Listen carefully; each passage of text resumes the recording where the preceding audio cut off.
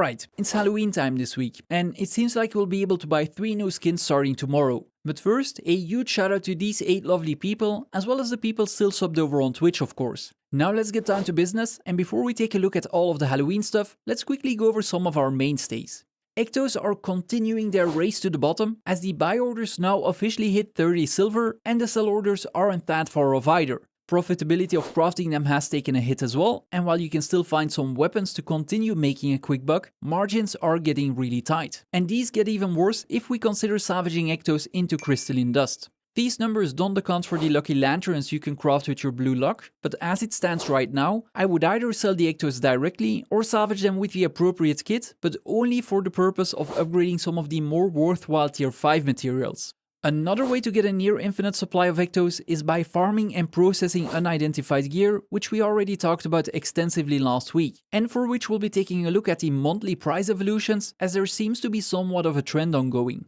Yellows, which are tied to Ectos, should still be salvaged if you want to make the most out of them, but they have seen a massive increase to supply, so buying them hoping to make a quick buck will be getting more difficult.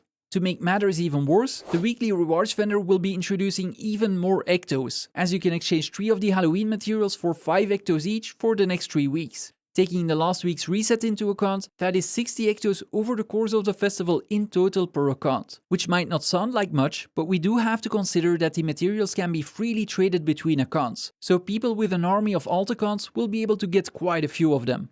We already covered crystalline dust being under pressure due to decreasing Ecto prices, and the other tier 6 materials aren't doing too hot either, to be honest. You might remember from last week's video that all of them took a hit due to one of the events bombarding us with volatile magic, which people happily traded in for trophy shipments. The oversupply caused by this event, most notably for dust, blood, venom and scales, hasn't sorted itself out yet. And while trading your volatile magic for trophy shipments is definitely still profitable, we're really far from that 1 gold of profit we used to see.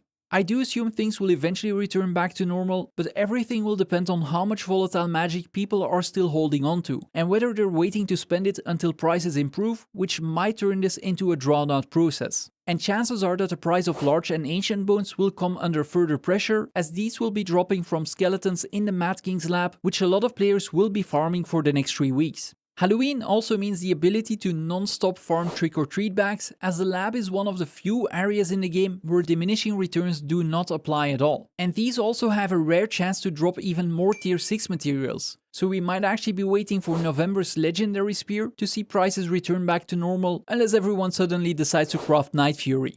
Trick-or-treat bags also commonly drop ascendant materials, which means that we will need to keep track of the price of toxic focusing crystals, as they require imperial fragments and are one of the few items you can craft to make a consistent profit. If too many people craft these, margins will most likely evaporate, but if these same people also buy their ingredients from the trading post, we might see a positive impact on the price of pristine toxic spore samples and crystalline dust. Another common drop are the 4 unique Halloween materials, which can all be upgraded to a higher tier and spent on various rewards or used in recipes. If you don't have all of your characters decked out in Ascended gear or you don't own a legendary set, you might want to consider unlocking the Lunatic Noble Armor, which is a stat selectable exotic set. You can't sell the pieces on the trading post, but they can be used to fill in gaps for some of the harder to acquire stat affixes. Before you craft any of these pieces though, always double check the trading post, as some of the more common stat combinations can probably be obtained way cheaper.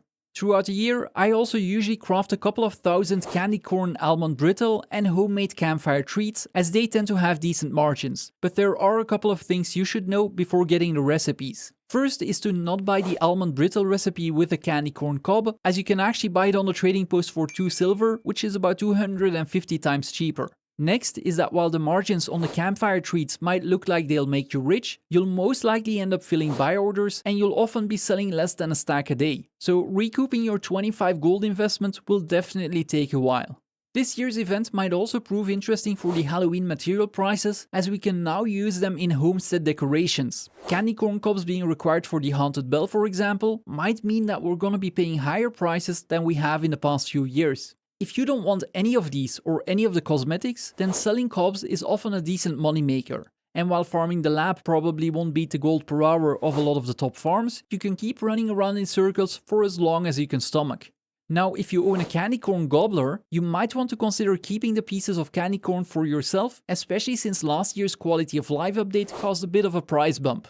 If you don't own the gobbler yet, I definitely recommend farming 100 to 125 gold throughout the event to convert to gems, so that you can buy one before it goes away for another year. This is, in my opinion, the one item you truly want to unlock for your account, as you'll be able to get a permanent bonus to experience and karma, as well as a chance for extra gathering strikes, increased magic find and reward track gain in all competitive modes. Or simply put, you'll be rewarded more regardless of what content you'll be playing. With all of this excitement coming up, it might be easy to overlook the new Black Line chest rotation, which reintroduced the Dokkaebi weapons. They're a relatively cheap set if you like weapon trails, and at their current price, you can instantly buy them and list vintage Black Lion weapon boxes to fully recover their cost. And if you have a good chunk of gold you don't necessarily need right now, it might be worth considering listing orders for some of the other sets as well. Excluding the Dokkaebi skins, 13 others are selling for less than 45 gold each, and with vintage boxes yielding 44 gold after taxes if you manage to get your listings filled, this might be a good time to consider unlocking some of the ones you're currently missing. By listing vintage boxes, you are of course opening yourself up to the risk of them potentially falling in price, therefore getting them stuck and losing out on the listing fee. My best advice to partially mitigate this is to not list all of the vintage boxes at once. Now, if this is a risk you entirely want to avoid, I recommend sticking to the Dokkaebi set and worst case filling buy orders. You lose 50 gold that way, but that's still a relatively cheap price to pay for a full Black Line weapon set.